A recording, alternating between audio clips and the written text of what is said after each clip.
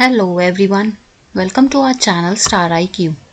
तो चलिए हमारा सेकंड पार्ट स्टार्ट करते हैं। कौन से चैप्टर का? Chapter 1, matter in our surrounding. जैसा कि हमने पहली वीडियो में देख लिया था कि मैटर क्या होता है, anything that occupy space and have मास। ठीक है, सॉलिड लिक्विड गैस के बारे में पढ़ लिया था। ठीक है, तो अब हम पढ़ेंगे कि क्या पदार्थ, क्या मैटर अपनी अवस्था को बदल सकता है, हाँ या ना। ठीक है, अपनी अवस्था को बदल सकता है तो हाँ, बदल सकता है। ठीक है, कैसे? हमें ये तो पता है कि आइस किस में चेंज हो आइस क्या है हमारी? सॉलिड। वाटर क्या है? लिक्विड। और वाटर वेपर क्या है? गैस। अगर आइस को हम मेल्ट करते हैं, सॉलिड को हम अगर मेल्ट करते हैं, टेम्परेचर बढ़ाते हैं, तो हमारा वो किस में चेंज होता है? वाटर में, पानी में। ठीक है, और वैसे ही पानी का अगर टेम्परेचर बढ़ाते हैं, उसे बॉयल होता है, तो वो किस में चेंज हो जाता है? वाटर वेपर में। तो हमारा ये टेम्परेचर बढ़ाना, कम करना, ये सारी क्या है कि इफेक्ट डालती हैं किस पे? मैटर पे, कि वो अपनी स्टेट को, अवस्था को बदले। ठीक है, प्रेशर से भी हमारी क्या ये अवस्थाएं बदलती हैं। तो वही हम इस वाली वीडियो में देखेंगे कि कैसे ये चेंजेस होते हैं और उन चेंजेस को हम क्या बोलते हैं, उन्हें उनका पर्टिकुलर नाम क्या दिया गया है। तो हमारी ये 3 अवस्थाएं थी। ठीक है, ठोस, द्रव, गैसीय, बर्फ, पानी, वाष्प। Effect of change of temperature, कि तापमान में बदलाव का प्रभाव क्या होगा, कि जब हम इसे गर्म करते हैं तो क्या होता है। ठीक है, टेम्परेचर को अगर हम चेंज करते हैं या किसी चीज़ को हीट करते हैं, ठीक है, टेम्परेचर बढ़ाते हैं, तो उस पर क्या इफेक्ट पड़ेगा, किस पे? मैटर पे या पदार्थ पे। ठीक है, तो हमारे पहला पार्ट आता है सॉलिड। हमें पता है सॉलिड लिक्विड गैस होती है, तो सॉलिड्स जो ठोस हैं उन पर क्या इफेक्ट पड़ता है। अब हमें ये भी पता है कि जो हमारे कण हैं, ठीक है, पार्टिकल्स एंड टाइनी पार्टिकल्स, जो पर्टिकुलेट पार्टिकल्स हमने पढ़े थे फर्स्ट वीडियो में, किसी भी चीज़ किससे बनी है? कोई कण से बनी है। ठीक है, और उन कणों में क्या है? गतिज ऊर्जा है। ठीक है, एज वी हीट सॉलिड, जो काइनेटिक एनर्जी थी, जैसे ही हमने सॉलिड को गर्म किया, ठोस को गर्म करते हैं, तो जो ठोस के पदार्थों के बीच में जो गतिज ऊर्जा है वो भी बढ़ती है। ठीक है, वो बढ़ेगी तो उससे क्या होगा? हमारा जो फोर्स ऑफ अट्रैक्शन था, जो आकर्षण बल था, जो उन्हें जोड़े रख रहा था, वो क्या होगा? वो कम हो जाएगा। ठीक है, वो कम हो जाएगा और जो हमारी काइनेटिक एनर्जी थी वो बढ़ेगी।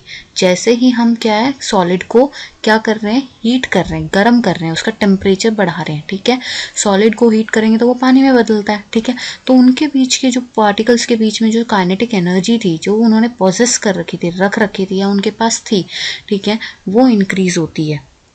क्या बढ़ा? काइनेटिक एनर्जी बढ़ी। ठीक है, उसके बाद वो डिक्रीज क्या हो रहा है? हमारा आकर्षण बल डिक्रीज हो रहा है, जो फोर्स ऑफ अट्रैक्शन था वो डिक्रीज हो रहा है, और वो अपनी पोजीशन पे क्या करने लगेंगे? वाइब्रेट करने लगेंगे। ठीक है, और अपनी पोजीशंस चेंज करने लगेंगे।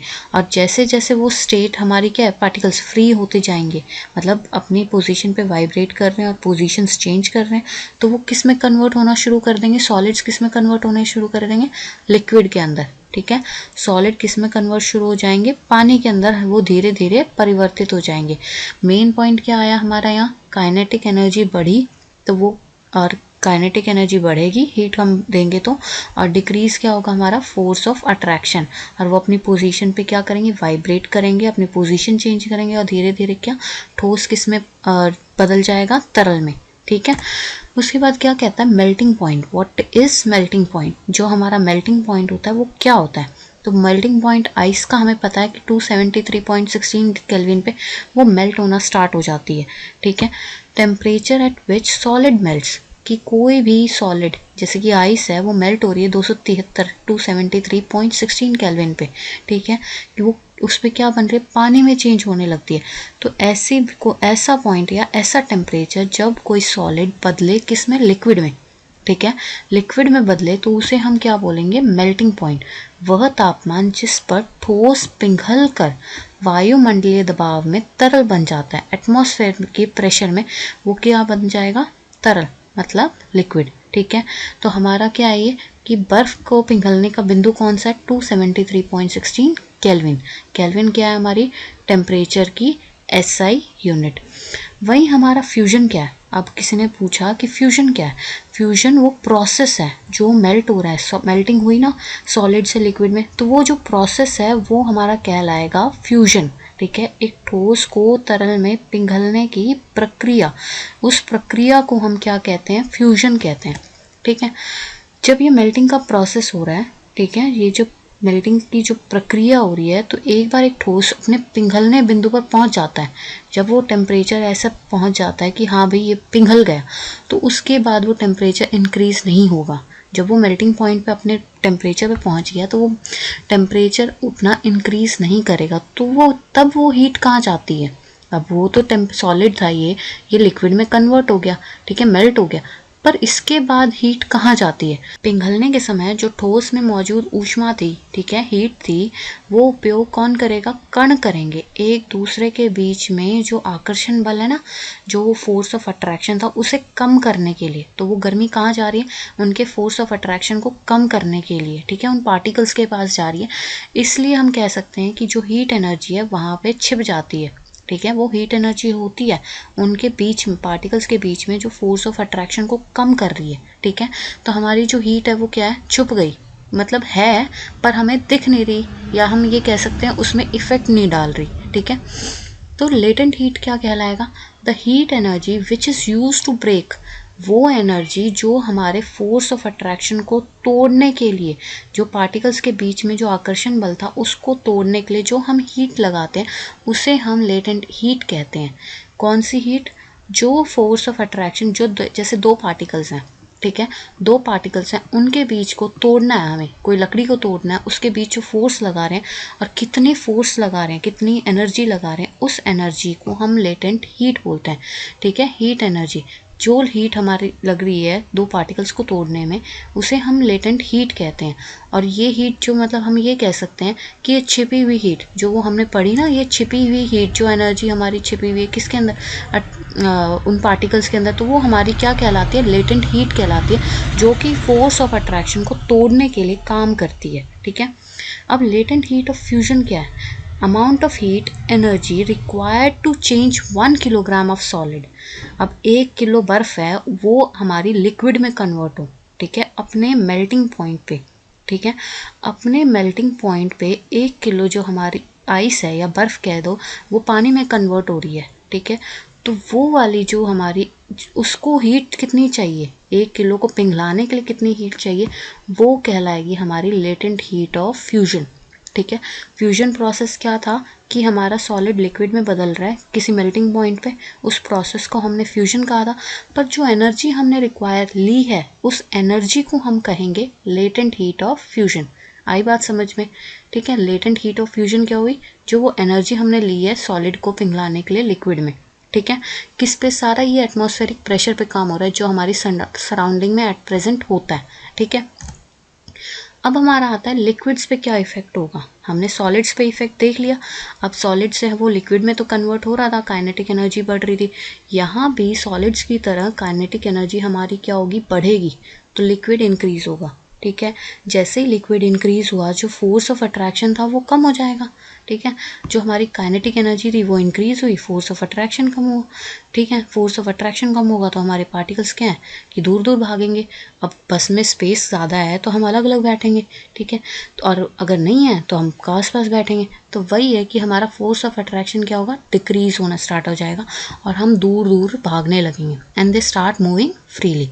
ऐसे ही हम जब उसको हीट प्रोड्यूस देते रह रहे हैं, उसे गर्म करते जा रहे हैं, टेम्परेचर बढ़ाते जा रहे हैं, तो एक ऐसा पॉइंट आएगा जब पार्टिकल्स में कोई भी फोर्स ऑफ अट्रैक्शन नहीं होगा, और वो उस टाइम क्या करेगा कि वो हमारा लिक्विड किस में कन्वर्ट हो जाएगा? गैस में, ठीक है। तब तरल किस में बदलना शुरू हो जाएगा? गैस के अंदर। अब बॉइलिंग पॉइंट क्या है? हमने मेल्टिंग पॉइंट देख लिया। अब बॉइलिंग पॉइंट क्या है? जब temperature at which liquid starts boiling, ठीक है। जब लिक्विड क्या है? बॉयल होना स्टार्ट हो जाए, उबलना स्टार्ट कर दे। एक होता है मेल्टिंग, सॉलिड का हमारा लिक्विड में कन्वर्ट होना। अब हमारा यहाँ क्या है कि बॉयल होना स्टार्ट हो गया, पानी का उबलना स्टार्ट हो गया, ठीक है। हम बर्फ़ को नहीं उबाल सकते, हम पानी को उबालते हैं। तो वो हमारा बॉइलिंग पॉइंट हमारा वाटर का कितना हुआ? 373 केल्विन, ठीक है। तो 373 केल्विन पे हमारा पानी क्या करेगा? उबलना स्टार्ट कर देगा। Latent heat of vaporization. अब लेटेंट हीट ऑफ फ्यूजन हमने देखी थी कि सॉलिड और किस में कन्वर्ट हो रहा था, लिक्विड में, ठीक है। उसको कितनी हीट चाहिए थी, उसे हमने क्या बोला था, लेटेंट हीट ऑफ हमारा फ्यूजन था। अब लेटेंट हीट ऑफ वेपराइजेशन या वाष्पीकरण की अव्यक्त ऊष्मा, ये किसे कहेंगे कि 1 किलो ऑफ लिक्विड, मतलब 1 किलो या 1 लीटर हमारा लिक्विड है, वो किस में कन्वर्ट हो रहा है, गैस के अंदर। तो वो कन्वर्जन को कितनी एनर्जी दी है हमने, ठीक है, कितनी एनर्जी दी है, वो हमारा कहलाएगा latent heat of vaporization. What happens when we decrease the temperature. अब तब क्या होता है जब हम टेम्परेचर को कम करते हैं। अब तो देखा कि टेम्परेचर बढ़ रहा था, हमने बढ़ाया था, ठीक है, तो वो तब हमने वो प्रोसेस देखे कि सॉलिड लिक्विड में हो रहा है, लिक्विड गैस में। अब टेम्परेचर को हम कम कर रहे हैं तो गैस किस में बदलेगा, लिक्विड में, लिक्विड किस में बदलेगा, सॉलिड में, उल्टा प्रोसेस चलेगा। तो इनके पर्टिकुलर नाम भी हैं इन प्रोसेसेस के, वो भी देखेंगे हम, ठीक है। अब पहला आया इसमें गैसेस। गैसेस में क्या होता है कि काइनेटिक एनर्जी वहाँ बढ़ रही थी, यहाँ क्या होगी, डिक्रीज होगी, उन पार्टिकल्स के बीच में डिक्रीज होएगी, कम होएगी। तो फोर्स ऑफ अट्रैक्शन क्या बढ़ेगा, जो आकर्षण बल है वो बढ़ेगा, और वो किस में चेंज होने लग जाएंगे, हमारे लिक्विड स्टेट में, ठीक है। अब इस प्रोसेस को, जो गैस को लिक्विड में कन्वर्ट हो रही है, ठीक है, उसको कूल ठंडा करने पर, जब हम गैस को ठंडा करते हैं, या हम कह सकते हैं उसको हम टेम्परेचर कम कर रहे हैं, तब गैस का कन्वर्जन लिक्विड में होना, उसे हम क्या कहते हैं, कंडेंसेशन या लिक्विफैक्शन, ठीक है, संघनन या द्रवीकरण। मैं हिंदी में भी करा रही हूँ तो ध्यान रखना, संघनन या द्रवीकरण। तो इस ये क्या है, formation, the formation of clouds, जो हमारे क्लाउड्स बादल बनते हैं, वो भी फॉर्मेशन किसका है, कंडेंसेशन का ही एक प्रोसेस है। जो बादलों का बनना है वो भी एक हमारा एग्जाम्पल है किसका, कंडेंसेशन का। लिक्विड्स, अब now we are discussing liquids. जब हम टेम्परेचर को डिक्रीज कर रहे हैं तो हमारा क्या है, काइनेटिक एनर्जी जो है पार्टिकल्स के बीच में वो भी डिक्रीज हुई, ठीक है। वो किस में बदलेंगे, सॉलिड स्टेट में, ठीक है। और जैसे हमारा फॉर्मेशन ऑफ आइस हो जाए, पानी से आइस बन जाती है, तो ये जो गैस का डायरेक्टली हमारा सॉलिड में बनना, गैस सॉलिड में बनना, मतलब वाटर वेपर्स का अगर आइस बन रही है तो वो हमारा प्रोसेस कहलाएगा सब्लिमेशन। सॉलिड का गैस में बदलना भी सब्लिमेशन कहलाता है, ठीक है। सब्लिमेशन कहलाएगा क्या, गैस का सॉलिड में बदलना। और यही जैसे हमारी जो नेप्थलीन बॉल्स होती हैं, या हम कह सकते हैं कपूर, वो क्या करती है, डायरेक्टली एवोपरेट हो जाती है, थोड़ी देर छोड़ो वो हो जाएंगी, धीरे धीरे क्या होती हैं, उसमें वेपर्स में कन्वर्ट हो जाती हैं, ठीक है। तो यही हमारा किसका एग्जाम्पल है, सब्लिमेशन का। जब हम टेम्परेचर को डिक्रीज कर रहे हैं तो हमारी काइनेटिक एनर्जी भी डिक्रीज कर रही है, ये चीज़ याद रखना। और हमारा फोर्स ऑफ अट्रैक्शन क्या होगा, बढ़ेगा। अब ये स्टेट्स ऑफ मैटर जो हमने तीनों चीज़ें पढ़ी हैं, उनको हमने एक ही स्लाइड में कर दिया। क्या, जो सॉलिड था हमारा आइस था, वो अगर हमारा लिक्विड में कन्वर्ट करता है तो उसे हम क्या बोलते हैं, मेल्टिंग, ठीक है, या लिक्विफैक्शन। और वहीं हमारा ये जो लिक्विड है कन्वर्ट हो रहा है किस में, हमारा इसमें आइस में, तो उसे हम सॉलिडिफिकेशन या फ्रीजिंग कहेंगे, ठीक है। सॉलिड का गैस में कन्वर्ट होना सब्लिमेशन, और लिक्विड का अगर हमारा गैस और वेपर में कन्वर्ट हो रहा है तो हमारा इवेपोरेशन, और गैस और वेपर से ये हमारा लिक्विड में कन्वर्ट होना कंडेंसेशन। इन्हें हिंदी में भी कहते हैं द्रव से, जो हमारा ये संगलन था, ठीक है, ठोस से हमारा मतलब द्रव गया तो संगलन कहलाएगा, द्रव से ठोस आया तो जमना, फिर ठोस से हमारा गैस गया तो ऊर्ध्वपातन, और गैस से जो ये सब्लिमेशन है हमारा, उसको हम ऊर्ध्वपातन कहते हैं हिंदी में, ठीक है। इवेपोरेशन को वाष्पीकरण और कंडेंसेशन को संघनन। अब हमने टेम्परेचर के चेंजेस तो देख लिए, अब टेम्परेचर के चेंजेस बढ़ते और कम होने के देख लिए, पर प्रेशर का क्या प्रभाव पड़ता है ये भी देख लेते हैं, ठीक है। अब प्रेशर को जब हम प्रेशर अप्लाई करते हैं तो किसी पे भी अगर हम प्रेशर अप्लाई करेंगे तो वो पार्टिकल्स क्या आएंगे, पास आएंगे, ठीक है। और पास आएंगे तो वो उनके अंदर फोर्स ऑफ अट्रैक्शन क्या होगा, बढ़ जाएगा। जो हमारा फोर्स ऑफ अट्रैक्शन था या आकर्षण बल है वो बढ़ जाएगा जैसे ही हम किसी चीज़ पे दबाव डालते हैं, ठीक है। कोई भी चीज़ का हमने कंप्रेस की, ठीक है, तो हमारा क्या है, टेम्परेचर क्या हुआ, डिक्रीज हुआ, उसका तापमान हमारा कम हुआ, और गैस किस में चेंज हो जाएगी, लिक्विड में। जैसे ही हमने कंप्रेस किया गैस को, जैसे हम सिलेंडर्स में भी भरते हैं तो हम क्या करते हैं, उसे कंप्रेस करते हैं, ठीक है, गैस को, और वो किस में, उसका टेम्परेचर डिक्रीज हुआ और वो किस में चेंज होगी, लिक्विड में। जैसे हमारी ड्राई आइस है, ड्राई आइस क्या होती है, सॉलिड जो हमारी है वो कार्बन डाइऑक्साइड, ठीक है। ड्राई आइस होती है जो हमारी CO2 है। CO2 किसकी फॉर्म में, सॉलिड की फॉर्म में, वो हमारी क्या कहलाएगी, ड्राई आइस। वो डायरेक्टली टर्न हो जाती है किस पे, एक एटमॉस्फेरिक प्रेशर उसके ऊपर डालते ही वो किस में कन्वर्ट हो जाएगी, गैस में। तो सॉलिड किस में कन्वर्ट हो रहा है, गैस में, ठीक है। तो वो कब कन्वर्ट होती है, जब हम उसे कंप्रेस करते हैं और टेम्परेचर को डिक्रीज, कम करते हैं, तापमान को संकुचित या कम करते हैं, ठीक है। अब हमारा इवेपोरेशन क्या है, इवेपोरेशन देखते हैं। हमें ये तो पता है कि कभी भी हमारे पार्टिकल्स हैं, जो भी मैटर के पदार्थ के, वो कभी भी आराम नहीं करते हैं, वो चलते रहते हैं, ठीक है। पदार्थ के कण कभी भी आराम नहीं करेंगे, तो वो उनके अंदर कोई ना कोई मोशन है। सॉलिड में भी वो अपनी पोजीशन पे ही, जहाँ जगह है वहीं पे वो वाइब्रेट करेंगे, पर दिखते नहीं है, ठीक है। लिक्विड में थोड़ा सा ज़्यादा करते हैं इसलिए वो तरल में है, उससे ज़्यादा हमारा गैस में करते हैं तो वो गैसियस, मतलब हमें दिखती नहीं है, ठीक है। तो particles of matter possess different amount of kinetic energy. हमें ये भी पता है कि उनकी गतिज ऊर्जा क्या है, अलग अलग मात्रा में, तीनों में, सॉलिड, लिक्विड, गैस में। सॉलिड में सबसे कम है, लिक्विड में उससे ज़्यादा, गैस में उससे ज़्यादा। अब हमारे लिक्विड्स में क्या है कि काइनेटिक एनर्जी क्या है, ज़्यादा है, ठीक है। तो हमारा जो आकर्षण बल था वो क्या होगा कि विदाउट उस किसी कोई फोर्स बिना लगाए ही वो किस में कन्वर्ट हो जाएंगे, गैसेस में, या हम ये कह सकते हैं वेपर्स में। उनका लिक्विड का क्या है, काइनेटिक एनर्जी ज़्यादा है, तो वो बाहर की फोर्स बिना लगाए ही, ठीक है, वो किस में कन्वर्ट हो गए, वेपर्स में। इवेपोरेशन वो फिनोमेना या घटना है जो लिक्विड किस में टर्न होता है, वेपर्स में, पर अपने बॉइलिंग पॉइंट से नीचे, ठीक है।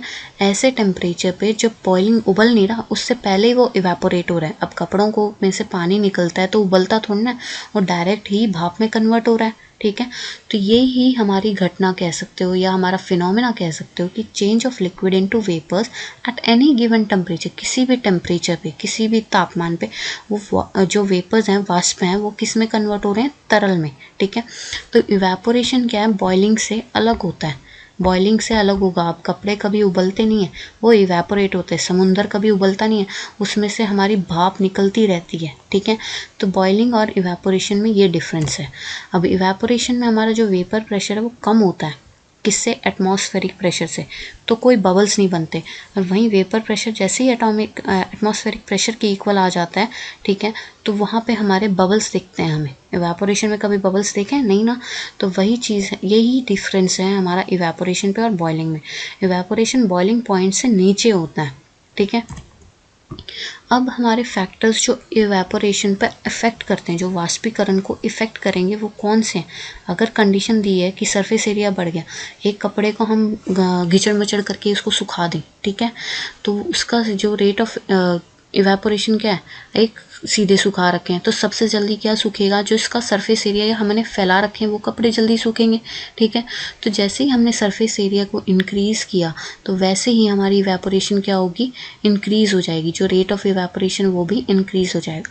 जैसे ही टेम्परेचर, जिस दिन गर्मी ज़्यादा होती है, अब सर्दियों में कपड़े को सूखने के टाइम लगता है, और वहीं हमारा गर्मियों में टेम्परेचर क्या है, ज़्यादा होता है, ठीक है। इंक्रीज़ जब हमारा टेम्परेचर हो जाता है तो रेट ऑफ इवेपोरेशन भी हमारी क्या, इंक्रीज़ हो जाती है। और वहीं हमारे ह्यूमिडिटी, नमी होती है जब मौसम में, तो हमारा रेट ऑफ इवेपोरेशन क्या होगा, डिक्रीज़ हो जाएगा, ठीक है।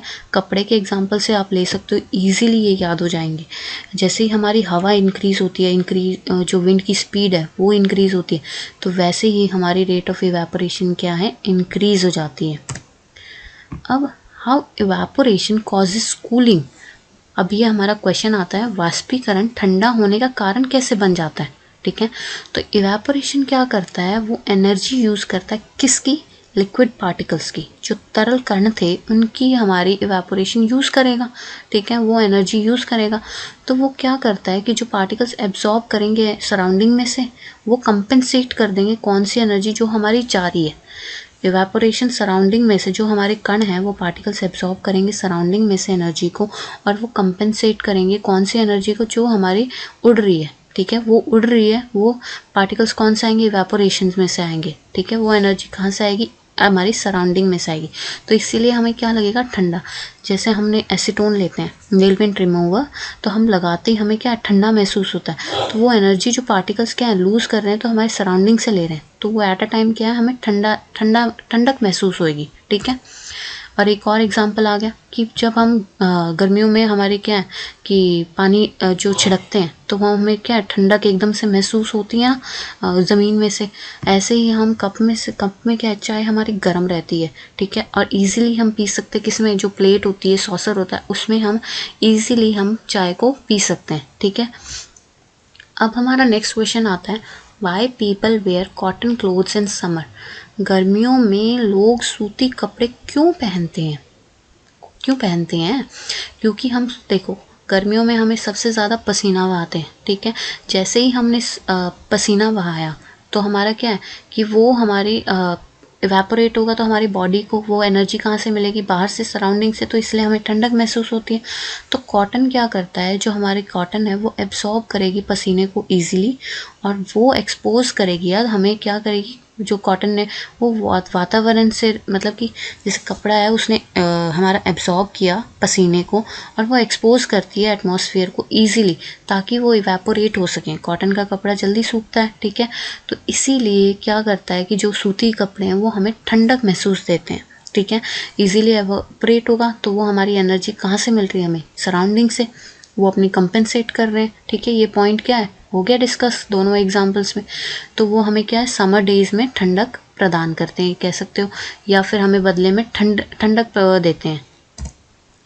अब हमने ये 5 स्टेट्स होती हैं जो साइंटिस्ट ने दे रखी हैं, 5 स्टेट्स ऑफ मैटर। 3 हमने पढ़ ली है, सॉलिड, लिक्विड एंड गैस। 2 हमारी क्या है, प्लाज्मा और बोस-आइंस्टीन कंडेंसेशन। 5 हमारी मैटर की स्टेट होगी क्या, solid, liquid, gas and plasma and Bose-Einstein condensation. तो प्लाज्मा क्या है, ये एक ऐसी अवस्था है जिसमें जो हमारा पार्टिकल है या कण है वो या तो हमारी एक्साइटेड होंगे, या तो उत्साहित होंगे बहुत ज़्यादा, या फिर बहुत सारी एनर्जी के साथ होंगे, ठीक है।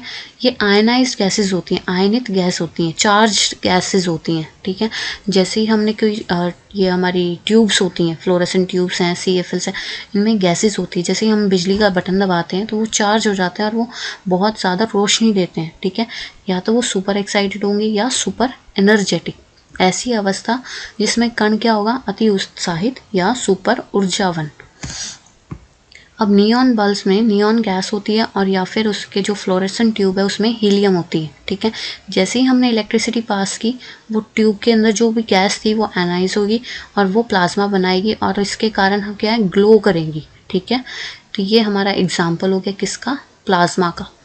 प्लाज्मा हमारे सन के अंदर भी है, स्टार्स के अंदर भी है, लाइटनिंग में भी है, ठीक है। ये एग्जाम्पल्स हैं किसके, प्लाज्मा की।